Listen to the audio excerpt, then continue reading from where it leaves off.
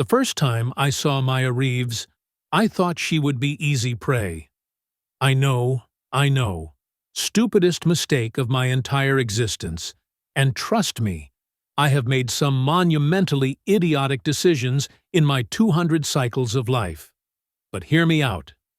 When you are from a species that stands 9 feet tall, has claws that can slice through reinforced steel, and comes from a world where the gravity would crush most bipeds into paste, you tend to develop a certain, shall we say, confidence about your place in the food chain.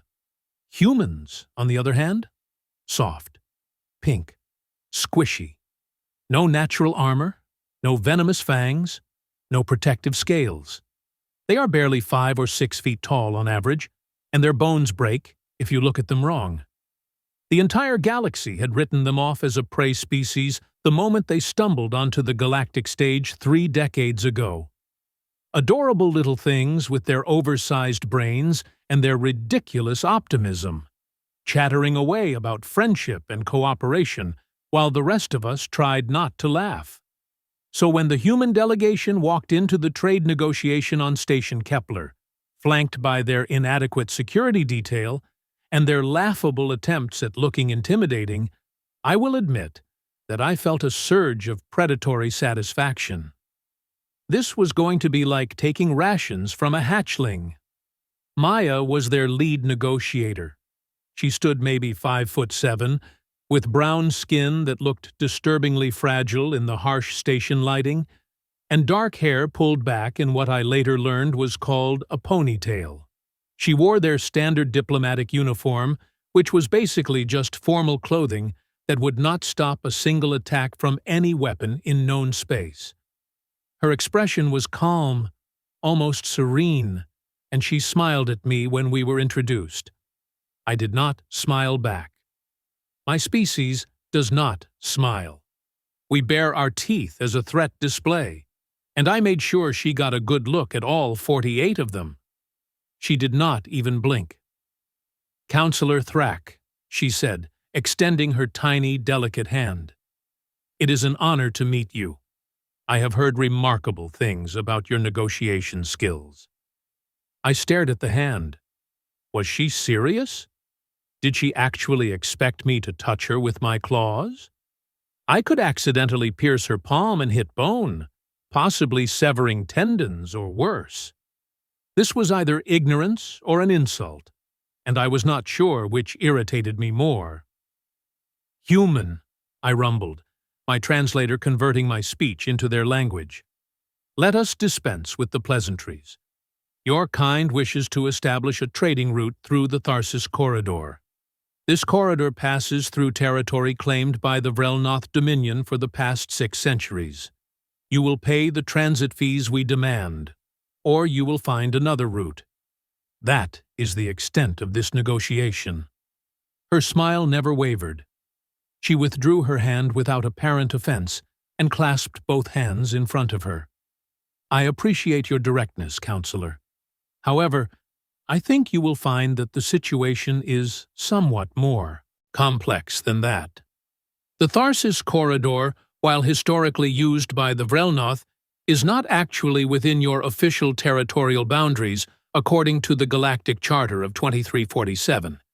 It exists in neutral space, which means— "Neutral space that we patrol," I interrupted, leaning forward. My shadow fell across her like a dark wing, and I saw her security detail tense. Good. They should be afraid. Neutral space that we protect from pirates and raiders. Neutral space that would be impassable without our fleets maintaining order. You want to use our resources?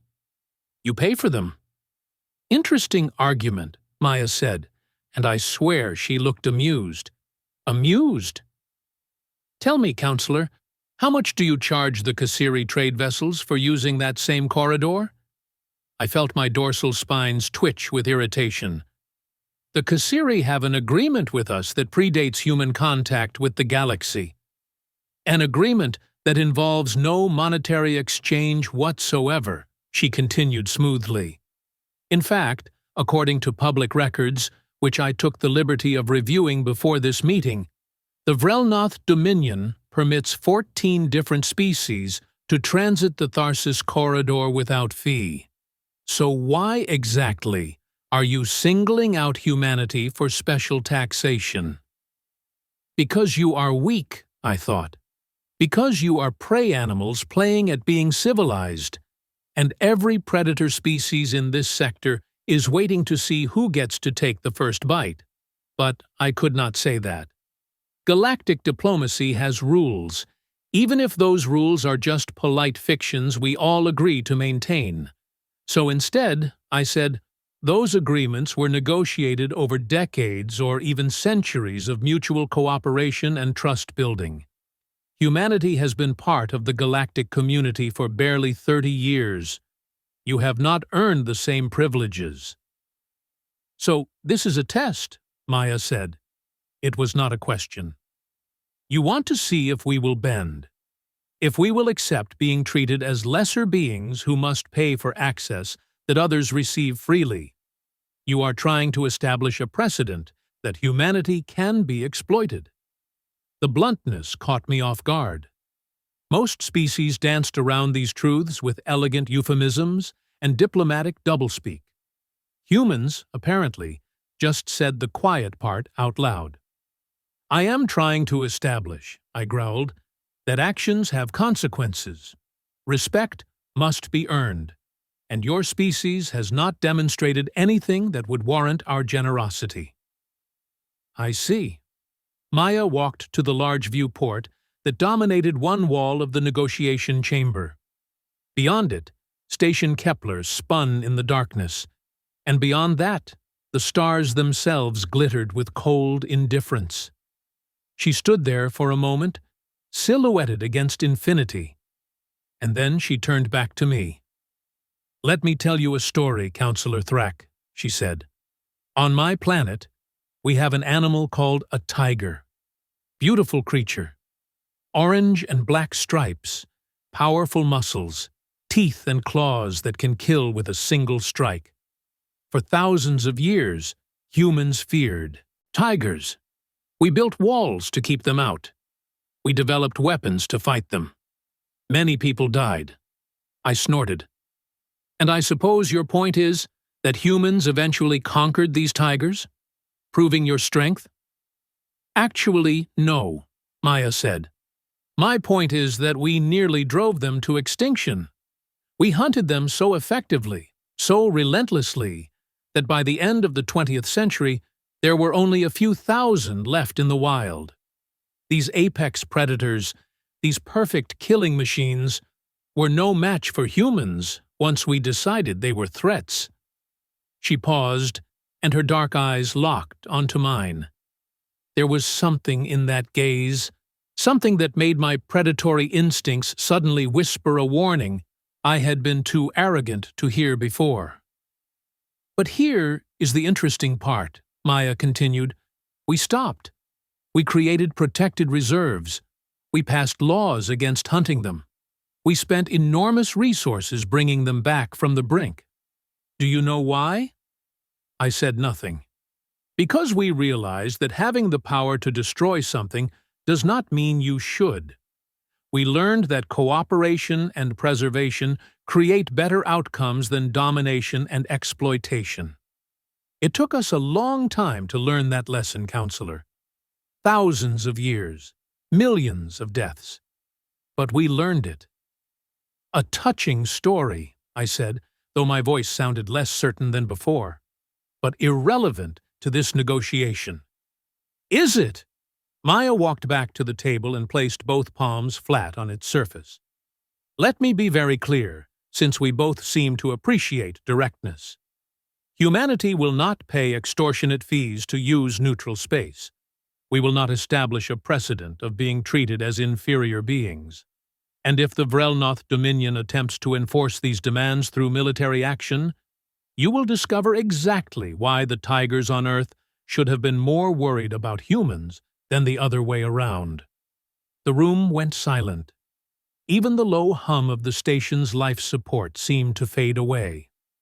My two aides looked at each other with what I recognized as alarm, and the human security detail had gone from nervous to absolutely still, the way experienced soldiers do when violence becomes imminent.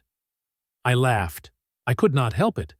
The sheer audacity of this tiny, fragile creature threatening me, threatening the Vrelnoth dominion, was so absurd that it circled back around to being funny. "You are threatening me?" I leaned down until my face was level with hers, close enough that she could probably feel the heat of my breath. "You, a human, barely capable of surviving your own planet's environment, are threatening the Vrelnoth? Do you have any idea how laughable that is?"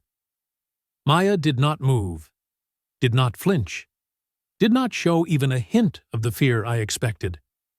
"I am not threatening you, Councillor," she said quietly. "I am explaining reality. Humanity did not come to the stars looking for a fight. We came looking for friends, for partners, for a chance to be part of something greater than ourselves. But we did not come unprepared, and we did not come weak. Every predator species in this galaxy has looked at us and seen prey. That is a mistake you really should not make." "Bold words from someone I could kill with one swipe of my claw," I said. "Could you, though?" Maya asked, and her voice carried a note of genuine curiosity. "Let me ask you something, Councillor. When you look at me, what do you see?" "A human," I said. "Soft, weak, prey." "Look closer." I did. And for the first time I actually observed her rather than just cataloging her as a target. Her posture was relaxed but balanced, weight distributed in a way that suggested she could move quickly in any direction. Her hands, while small, showed calluses and old scars that spoke of physical training. Her eyes tracked my movements with a precision that was not quite natural, and I realized with a start that she had probably been analyzing my body language, my tells, my vulnerabilities, this entire time. And then I saw it. When she shifted slightly, her sleeve rode up just enough to reveal the edge of a tattoo on her left forearm. Orange and black stripes. A tiger. "My species has a saying," Maya said. "It is not the size of the dog in the fight. It is the size of the fight in the dog. You are right that you are bigger than me, Councillor. Stronger, too. Better natural weapons. Higher bone density. More efficient musculature. On paper, you are absolutely the apex predator here." She smiled again, and this time there was nothing serene about it. This smile showed teeth. But humans did not become the dominant species on Earth by being the biggest or the strongest. We did it by being smarter, more adaptable, more relentless. We climbed to the top of our food chain using tools and tactics, and an absolute refusal to quit, no matter how many times we got knocked down. And when we finally made it to the top, we looked around and realized that being a predator was not enough. We had to be more than that. I found myself taking a step back. Not consciously, but some ancient part of my brain was screaming at me that I had misread this situation badly. "So, here is my offer," Maya said, her voice returning to that calm, professional tone. "Humanity will pay a reasonable administrative fee for using the Tharsis corridor, equivalent to what other species pay for similar services in other neutral zones. In exchange, we will share our scanner technology, which I understand is significantly more advanced than your current systems, and we will commit to joint patrol operations that will reduce piracy in the region by an estimated 40%. She pulled out a data tablet and slid it across the table toward me. "The full terms are outlined here. I think you will find them more than fair. And, Councillor, if you reject this offer and attempt to bully humanity into submission, you will not like what happens next. Not because we are violent, not because we enjoy conflict, but because when humans feel cornered, when we are treated as prey, we have a very nasty habit of reminding the predators exactly how we conquered our world. I stared at the tablet, then at her, then at the tiger tattoo, now fully visible as she had rolled up her sleeve. "I will need to consult with my government," I said slowly. "Of course," Maya replied. "Take all the time you need. We are scheduled to be at the station for another 3 standard days. I will be available whenever you are ready to continue our discussion." She nodded politely to my aides, gestured to her security team, and walked out of the negotiation chamber with the unhurried confidence of someone who knew exactly how dangerous they were and did not need to prove it. The door closed behind her, and I stood there in the silence, feeling something I had not experienced in decades: uncertainty. One of my aides, a younger male named Court, finally broke the silence. "Sir, what just happened?" I looked down at the tablet, then at the door through which Maya had exited, then back at the tablet. "I think," I said slowly, "we may have just made a very serious miscalculation about humans." I picked up the tablet and began to read, and as I absorbed the details of her proposal, which was indeed extraordinarily fair and would actually benefit the Dominion significantly, I could not shake the image of that tiger tattoo from my mind. We had looked at humans and seen prey. But Maya was right. We should have looked closer. Because somewhere in humanity's past, they had stopped being prey and become something far more dangerous. Not just predators, but predators who had learned to think, to plan, to cooperate, and most terrifyingly of all, to choose mercy when they had the power to destroy. And that, I was beginning to realize, made them the most dangerous species in the entire galaxy. 3 days passed, and I spent every waking moment of them researching humanity. What I found terrified me far more than Maya's calm threats ever could. The Galactic Archive contains historical records of every species that has achieved faster than light travel. Most of these records follow predictable patterns. Species evolve intelligence, develop technology, destroy themselves a few times with wars or environmental collapse, eventually achieve some level of stability, then venture into space. Standard progression. Boring, really, after you have seen it a few hundred times. Humanity's file? Absolute madness from beginning to end. They domesticated wolves. Wolves, apex predators on their planet, and humans somehow convinced them to become pets. They called them dogs and let them sleep in their homes with their children. What kind of insane species befriends something designed to hunt them? Then I read about their wars. Oh, their wars. They fought each other constantly, viciously, with a creativity for destruction that made my blood run cold. Chemical weapons, biological weapons, nuclear weapons that could sterilize entire continents. They built machines, specifically designed to kill other humans in the most efficient ways possible. And they did this for thousands of years. But here is the part that really got me. They survived. Every catastrophe, every plague, every famine, every war that should have wiped them out.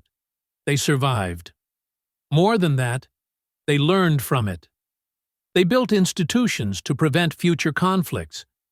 They created art about their suffering. They turned their darkest moments into lessons and kept moving forward. I found a human concept called spite. Essentially, it means doing something difficult or dangerous purely because someone told you that you could not. Humans climbed the tallest mountains on their planet, not for resources or strategic advantage, but because the mountains existed. They went to their moon, a barren rock with no tactical or economic value, just to prove they could. They sent probes outside their solar system carrying messages to potential alien life, even though they had no idea if anyone out there was friendly or hostile. That is the species we had dismissed as prey. The species that looked at an infinite universe full of unknown dangers and said, "Let's go say hello," instead of hiding behind their defenses like sensible beings. Court found me on the second day, surrounded by data screens, my eyes aching from reading human text that their translators had converted to our language. "Sir, you should rest," he said carefully. "You have been here for 16 hours. "Did you know," I said, not looking away from the screen, "that humans have a medical condition where their own immune system attacks their body? It is called autoimmune disease. Their solution was not to accept it as inevitable. They developed treatments, therapies, ways to retrain their immune systems. They hacked their own biology through trial and error, and refused to accept limitations that nature imposed on them. Sir, and their literature," I continued, my voice rising slightly. "They write stories about their own extinction, constantly. Asteroids hitting their planet, plagues wiping them out, robots uprising, aliens invading. They imagine every possible way they could die, and then they write about how they would fight back or survive or overcome it. It is like they are preparing for threats that do not even exist yet." "Why are you telling me this?" Court asked. I finally looked at him. "Because I threatened one of them, Court. I stood there in my arrogance and essentially told Maya that humans were beneath us, that they had to prove themselves worthy of basic respect. And she did not back down. She did not show fear. She looked at me like I was the one who needed to prove something. She is one negotiator. They cannot all be like that." I pulled up another file on my screen. This is their military structure. They do not have one unified force. They have dozens of separate militias, armies, navies, all divided by their various nations and governments. By all logic, this should make them weak and disorganized. "But," Court prompted, "but every single human is taught basic survival skills as children. Many receive weapons training. Their entire culture is built around the idea that any individual might need to defend themselves or their community at any moment. They do not rely on a warrior class like most species. Every single human is potentially a soldier." I switched to another file. Their ships are overbuilt, redundant systems on top of redundant systems. A Vrelnoth warship is a masterpiece of efficiency, every component serving exactly one purpose. Human ships have backup systems for their backup systems. They expect things to fail and plan accordingly. "That just sounds paranoid," Court said. "No," I said quietly. "That sounds like survivors. That sounds like a species that has failed so many times that they have learned to build failure into their plans." I stood up, my joints aching from sitting too long. "Call the delegation. Tell them I want to meet with Maya again. Today. Now, if possible." "Are you going to accept their terms?" "I am going to do something far more dangerous," I said. "I am going to tell her the truth." Maya arrived within the hour, alone this time except for one security officer who waited outside the chamber. She looked refreshed, alert, and if she was nervous about being summoned on short notice, she did not show it. "Councillor Thrak," she said, "I hope you have had time to review our proposal." "Sit down, please," I said, gesturing to the chair across from me. "I want to speak with you honestly, and I find that sitting makes such conversations easier." She raised an eyebrow but complied. I settled into my own seat, which was designed for my larger frame and still somehow felt uncomfortable. "I have spent the last 3 days researching your species," I began. "Really researching, not just skimming the basic files that we received when humanity joined the galactic community. And I need to tell you something. I am listening. I was wrong about humans. Profoundly, dangerously wrong. And I suspect that I am not the only member of this council who has made that mistake. Maya's expression remained neutral, but I saw the slight tension in her shoulders ease. Go on. Every predator species in the galaxy, myself included, looked at humanity and saw weakness. No claws, no natural armor, no venom. You come from a world with comfortable gravity and breathable atmosphere. By our standards, you are physically inferior in almost every measurable way. That assessment is not entirely unfair, Maya said carefully. But it misses the point entirely, I continued. Physical strength is just one type of power. Humans have something far more dangerous. You have persistence, adaptability, an absolute refusal to accept defeat, even when defeat is the logical outcome. I pulled up a historical file on the screen between us. You had a war on your planet. The Second World War, you called it. Millions dead.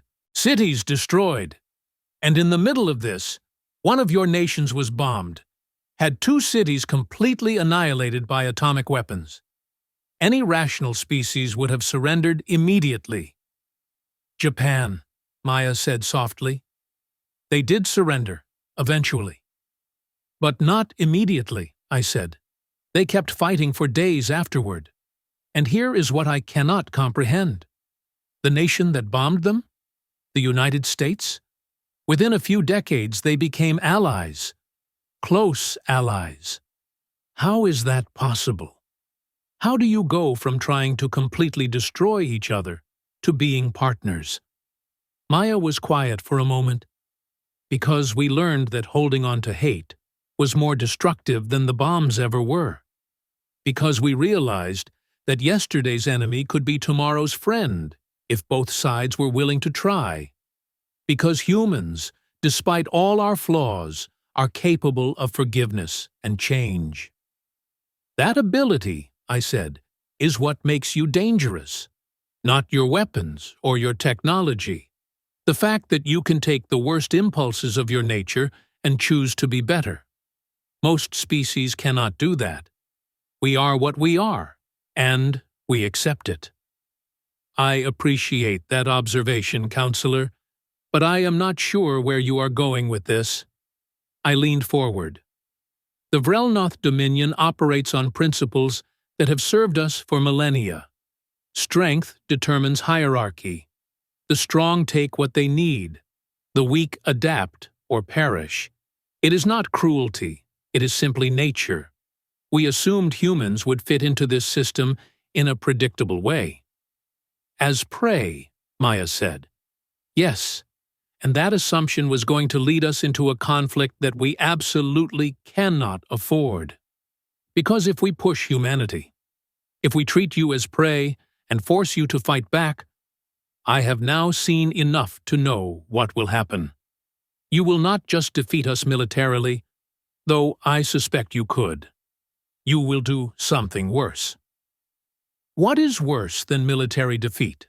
Maya asked. You will prove that our entire philosophy is wrong, I said. You will demonstrate that cooperation is stronger than domination, that mercy is more powerful than cruelty, that the soft, squishy humans with no natural weapons are actually more evolved than the species with claws and teeth and centuries of martial tradition. And that will break us, Maya. That will shatter the foundations of everything the Vrelnoth have built our identity upon. The room fell silent. Maya studied me with those dark, analytical eyes, and I wondered what she was thinking. Whether she believed me? Whether any of this mattered. So, what are you proposing? She finally asked.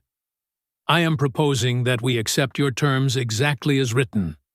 More than that, I want to propose something additional. I pulled up a new document I had prepared. A cultural exchange program. Vrelnoth scholars studying on Earth. Human students coming to our worlds.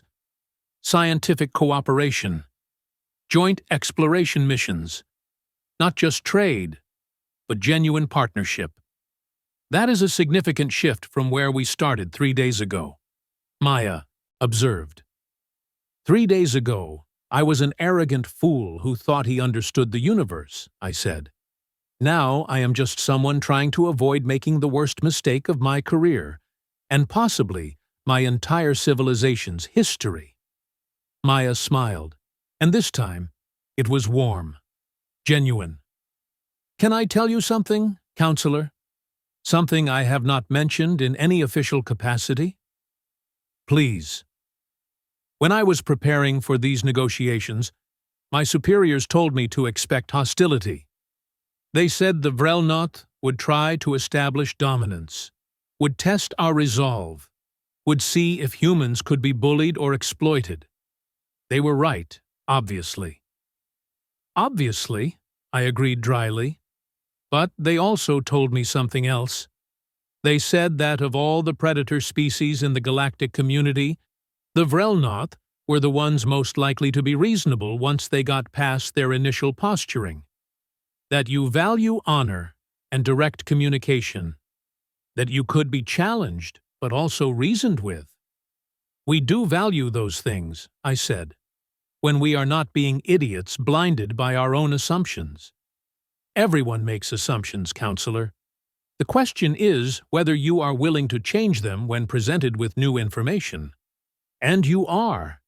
That says something important about your species, too. She extended her hand again, just like she had 3 days ago. So, let me try this again. It is an honor to meet you, Councillor Thrak. I think our peoples have a lot to learn from each other. This time I took her hand. Carefully, mindful of my claws, I grasped those fragile human fingers and shook gently. The honor is mine, Maya, I said, and thank you for not destroying my worldview too quickly. I needed time to adjust. She laughed, a bright, clear sound that seemed incongruous in the serious atmosphere of the negotiation chamber. Oh, I was going slowly. You should see me when I am in a hurry. Over the next several hours, we hammered out the details of not just the trade agreement, but the cultural exchange program I had proposed. Maya brought in her team, I brought in mine, and we worked together like colleagues rather than adversaries.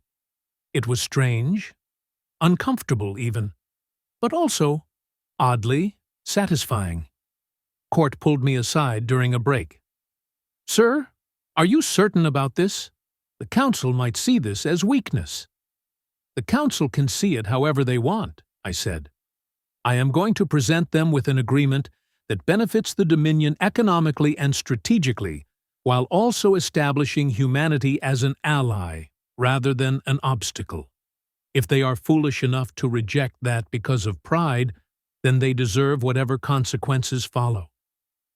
And if they still want to treat humans as inferior, I thought about Maya's tiger tattoo, about the human tendency to survive impossible odds, about the fact that they had climbed to the top of their food chain without claws or fangs, using only their minds and their refusal to quit. Then they will learn the same lesson I did, I said, just probably in a much more painful way. The final agreement was signed 2 days later. Maya and I stood together for the ceremonial recordings, and I noticed that she had rolled up her sleeves, making sure the tiger tattoo was visible in the footage. Strategic choice? I asked quietly. Always, she replied with a small smile. Sometimes the best weapon is a reminder of who you are and what you are capable of, even if you never have to use it. Your species is going to do well in galactic politics, I said. Frighteningly well. We will see. We are still learning, still making mistakes. But we are trying to be better than we were, and that is all anyone can really do, right? I suppose so. As the ceremony concluded and the various delegates began filing out, Maya paused next to me one final time. "Can I tell you something that is not in any official record?" she asked. "Of course." "When I walked into that first meeting and you tried to intimidate me, I was absolutely terrified." I stared at her in shock. "You showed no indication whatsoever." "I know. That is what years of training and sheer stubbornness will do for you. But I was terrified. You are massive and clearly dangerous, and I was very aware that if things went wrong, my security team would have had a hard time stopping you." "Then why did you stand your ground?" "Because someone had to," Maya said simply. "Because if I backed down, it would have established that humans could be pushed around. It would have made everything harder for the next negotiator, and the one after that. So I stood there, reminded myself that humans have faced down worse than one angry alien counselor, and did my job. That," I said slowly, "might be the bravest thing I have ever heard." "Or the stupidest," Maya countered. "Sometimes it is hard to tell the difference." She gave me a final nod and walked away, leaving me standing there contemplating the nature of courage, stupidity, and the very fine line between them. 6 months later, I received a message from Earth. It was a package, delivered through proper diplomatic channels. Inside was a gift from Maya, a traditional human token of friendship. It was a small statue of a tiger and a Vrelnoth standing side by side, cast in bronze, with an inscription in both our languages. "Strength respects strength. Wisdom recognizes wisdom. And the future belongs to those who can see past their prejudices." I placed it on my desk, where it remains to this day. A reminder that the universe is full of surprises, and that sometimes the most dangerous predators are the ones you do not see coming. Humans, I had learned, were not prey. They were something far more interesting. They were survivors who had learned to thrive, warriors who had learned to make peace, predators who had chosen to become protectors, and the galaxy would never be quite the same again.